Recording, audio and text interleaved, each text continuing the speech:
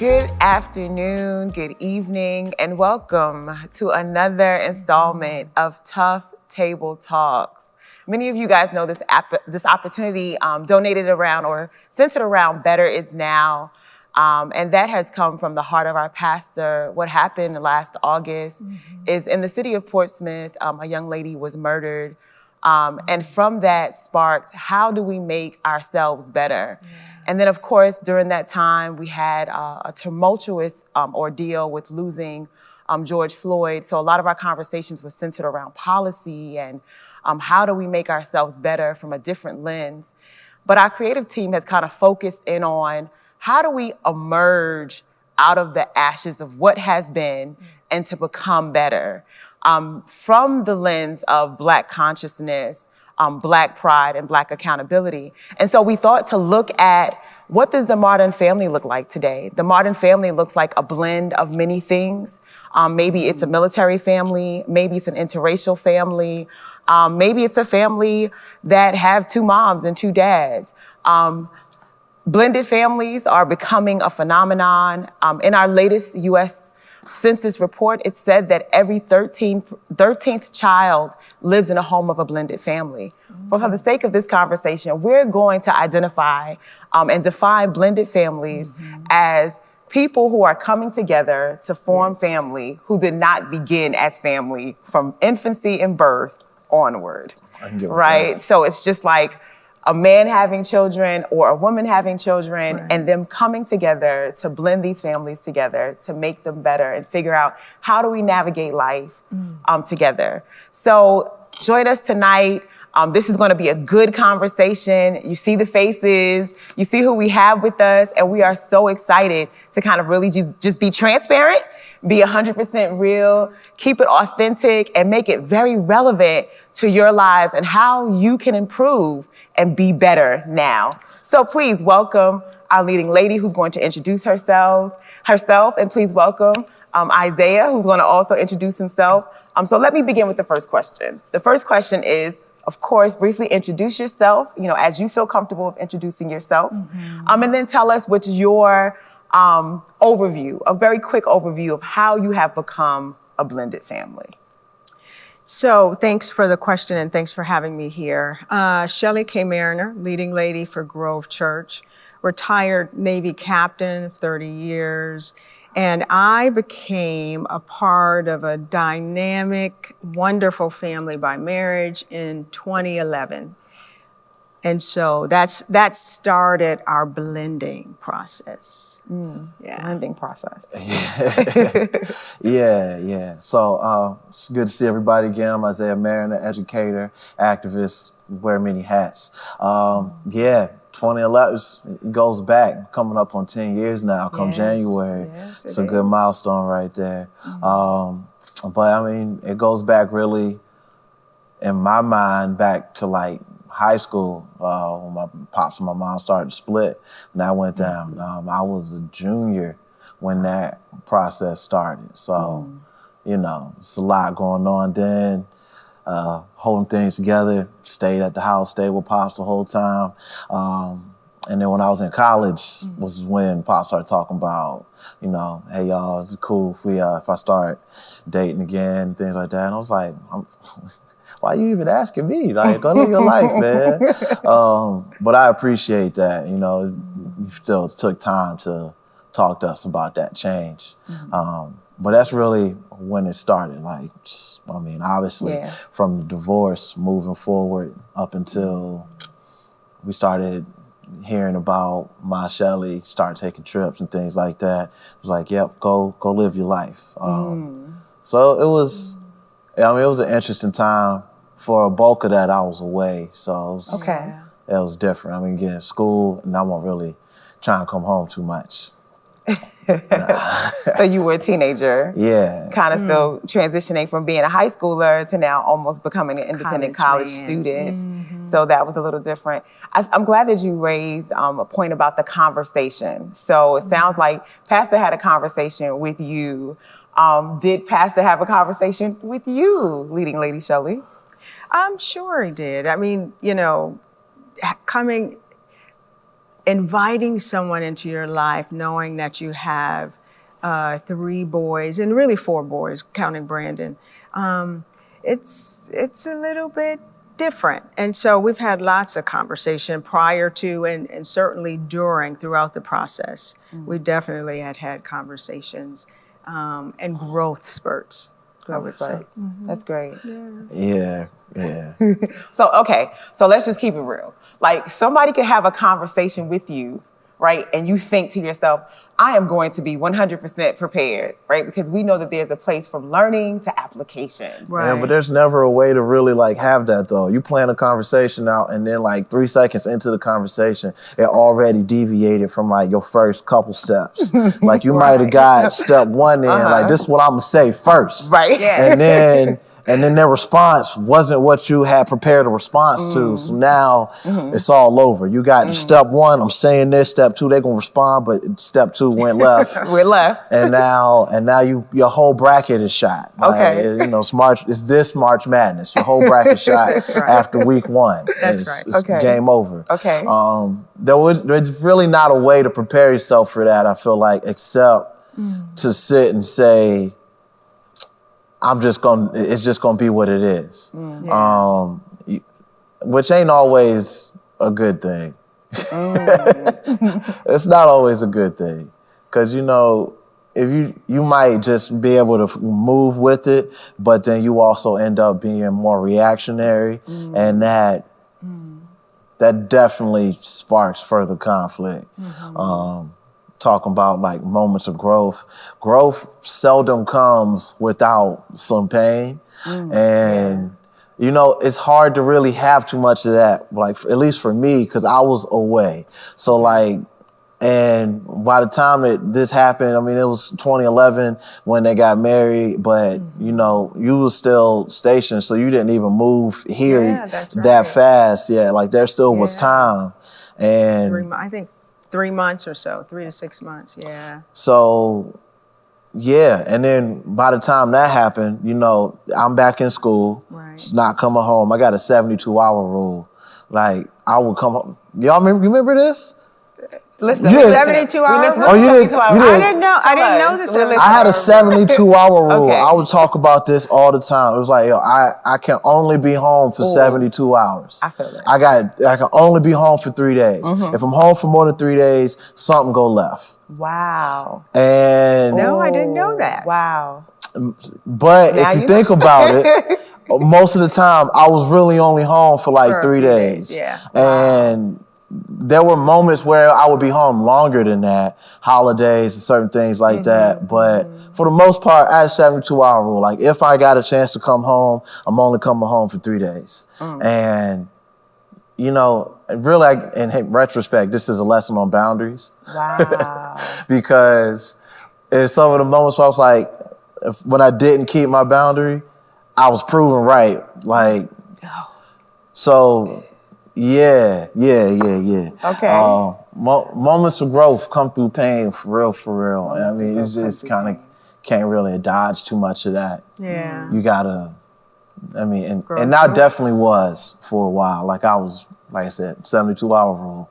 Kind of can't growth past family issues if I'm only here for visiting hours. Gotcha. So when you hear that he's saying that he only, I know what that 72-hour rule is like. I say the same thing when I go back to Brooklyn. I'm like, I can only take this madness for 72 hours. Yeah. After that, I'm tapping out. I cannot do this. But right you didn't name I it. know. Like... I didn't name it 72 hours, but I said 3 days. I didn't have hours, but I have days. Yeah. I said 3 days. That's all I can do in New York. And I really kind of live to it because I feel that if I stay longer, it's going to go real left, real fast.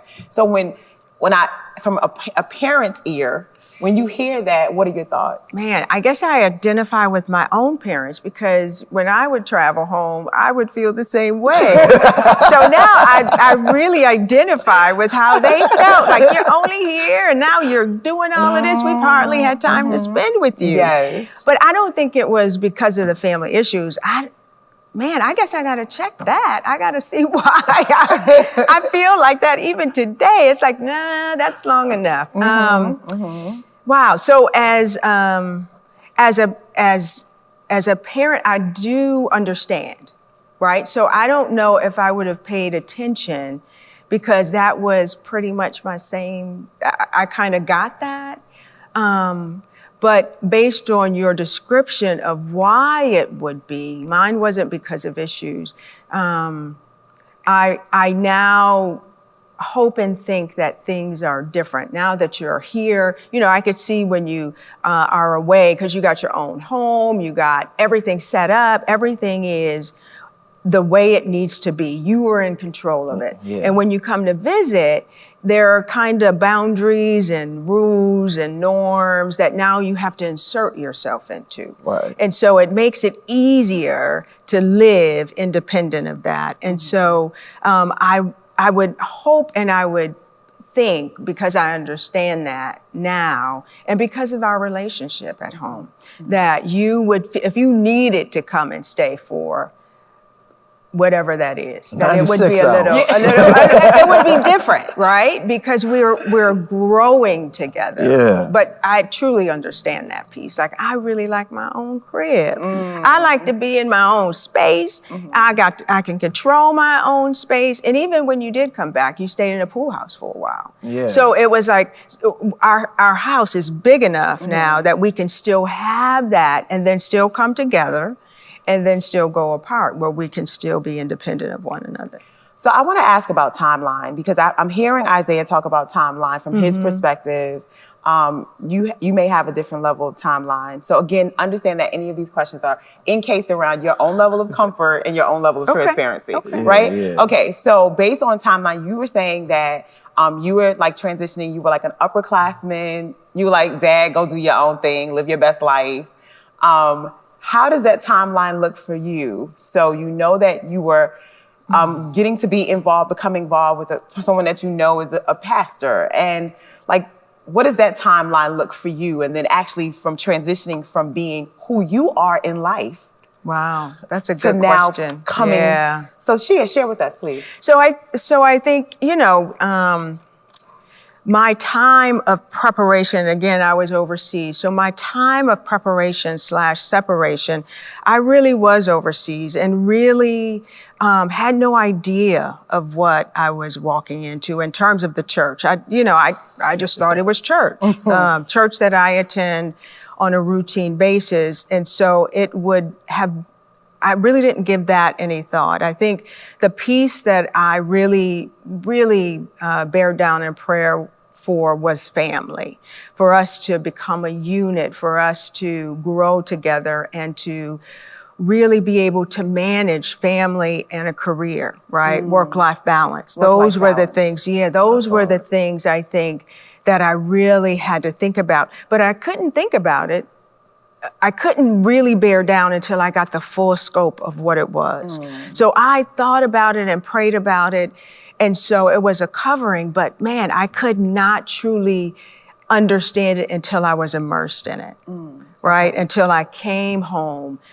We had Josh and Brandon at the house during that time, and Cortland and Isaiah were out the house. Okay. And so it was the immersion of entering the family and then having my own command in the Navy and then trying to have this work-life balance that,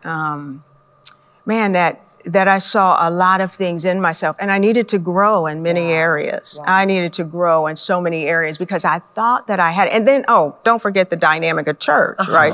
So the church was a different dynamic, but in my mind, it was this healing place for me. It was a place where I could just really allow myself to be free, and just to lay my burdens down. There would be times I would be at the altar really asking God, show me, help me to be a better stepmom, a better wife, to hold all of these things that I am juggling together. So it really was a process. So it came from being independent and single. And I would venture to say that because I had not been married and I had been single with no children, I don't want to say it helped. I think it would have been a different narrative, right? Yeah. We would have still been successful, but then we would have been talking about the blending of 2 or 3 other individuals, right? So that kind of made it somewhat easier to now blend into them. And I tell you, for me, they are like my sons. No, they are my sons. That's amazing. Right? They are my sons. They're not like my sons. They are my sons. I love them.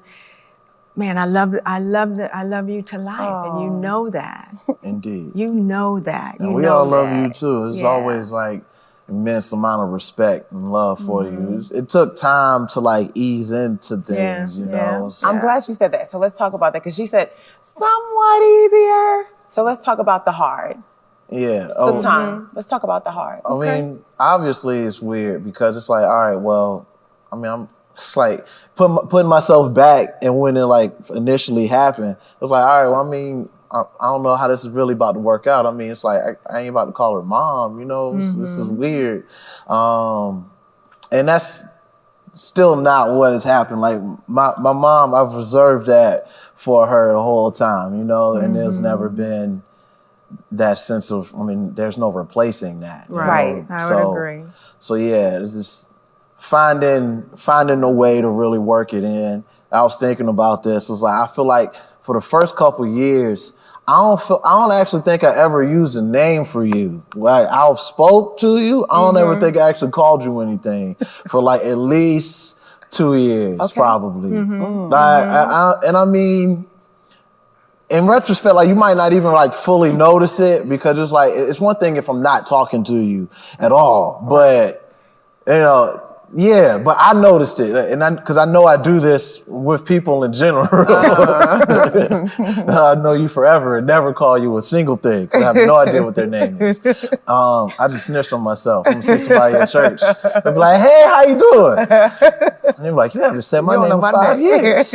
I don't know your name. I didn't know what to say really about that. So it was like, I mean, so that took time because that was like an awkward moment, and then just trying to not be awkward around you for a long time because again it was like, all right, well, I mean, I don't know what to do fully in this situation. Like it's just, we got to find a way to work that out.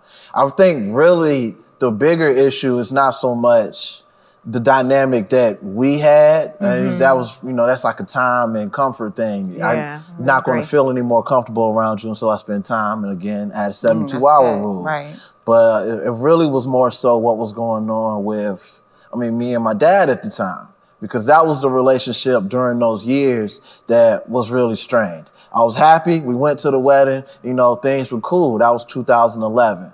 Come 2012, I mean, things started shifting a little bit more, and the relationship had soured. I mean, stuff that was going honest, on. What was right. going on with, like, relationship that I had with my older brother, me and him were, like, solid, but Pops and Cortland weren't really solid.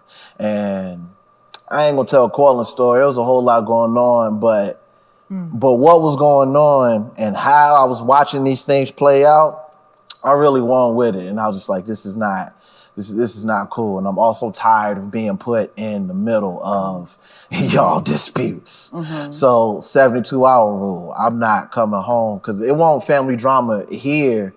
I don't really feel like that was really ever too much of a, like, too big of an issue. Trying to juggle, like, you know, inviting Pops and Ma Shelly to things and also having my mom be at things was an issue for a while. That's real. Okay. Because I know that won't really go. It weren't too many times, at least not in those like early years, where that was like a pleasant moment. My graduation, when I graduated from college in 2015, that was a good start. That was a whole lot better. But yeah, prior to that, it was real. Well, guys, I don't know if you feel like I feel, but this was an amazing Nice. conversation that I don't know if I want to let go of, but we have to because we've got so much more things to do to build and uplift our community as it pertains to Black accountability, Black consciousness, Black pride, Black CPA. Better is now. Yes. And being able to realize better is now, what I hear takes work. Yeah. And you don't get final product Right. without putting something in. Right. And so stay tuned. Tough Table Talks happen every first and third Tuesdays at 7 p.m. on Facebook Live. And we look forward to having you to continue to join us. Thank you so much for being with us today. Thanks. This was a pleasure. This was good. Humble bow. Man, This was thank you. good. Thank Yeah. you. For everybody that watches, please just make sure that you carry this conversation on with your families. Find a way to get this, and from just watching it and being a passive observer to being active in this. Because that's part of the reason why we do this. We want to go over the things that you all can do to build this, to build better, and it's now for yourself. Build it with your family. With your family. So hopefully you got something you can use from this. We love y'all.